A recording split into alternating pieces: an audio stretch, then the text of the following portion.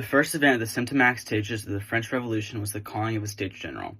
On May 4, 1789, King Louis XVI called the Estates General to address financial issues in France. Tensions arose over voting representation, leading the representatives of the common people, which is the third estate, to become dissatisfied with the mediocrity of the situation. They then took things into their own hands. This marked a crucial turning point in the lead-up to the French Revolution. The second event is the creation of the National Assembly. The National Assembly was created during the French Revolution on June 17, 1789, and lasted until July 9, 1789, where it was renamed the Legislative Assembly. When representatives of the Third Estate broke away from the Estates General, they declared themselves the National Assembly, asserting that they represented the entire nation and aimed to bring about political change. This marked a significant shift in power dynamics and set the stage for revolutionary events, including the Tennis Court Oath and the broader transformation of the French government. The third event is the Tennis Court Oath. On June 20th, 1789, the Third Estate, the non-privileged classes of the French nation, thought they had been locked out of the Hall of Versailles, and so they moved to a nearby indoor tennis court, where they pledged to stay united and not disband until a new constitution for France was established. This symbolic act underscored their commitment to political change during the early stages of the French Revolution. The fourth event, storming of the Bastille. The storming of the Bastille on July 14, 1789, marked a crucial event in the early French Revolution.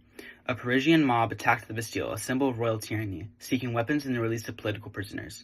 Though the prison held few inmates, its fall became a powerful symbol of popular resistance and is celebrated annually as Bastille Day in France.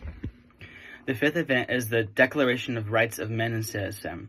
The Declaration of Rights of Man and of Citizen, adopted during the French Revolution from August 20th to the 26th in 1789, asserted fundamental rights and freedoms, including equality, liberty, and resistance to oppression. The basic principle is that all men are born and remain free and equal in rights. It played a pivotal role in shaping the principles of the French Republic and has a lasting influence in the development of global human rights. It later served as the preamble to the Constitution of 1791. The sixth event, Women's March of Versailles. The Women's March on Versailles on October 5, 1789 was a pivotal event during the early French Revolution, since it delivered the killing blow to France's system of absolute monarchy. Driven by economic hardships, working-class women from Paris marched to Versailles, demanding action from King Louis XVI.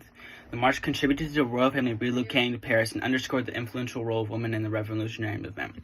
The seventh event, which is the Constitution of 1791. The Constitution of 1791, adopted during the early French Revolution, established France as a constitutional monarchy.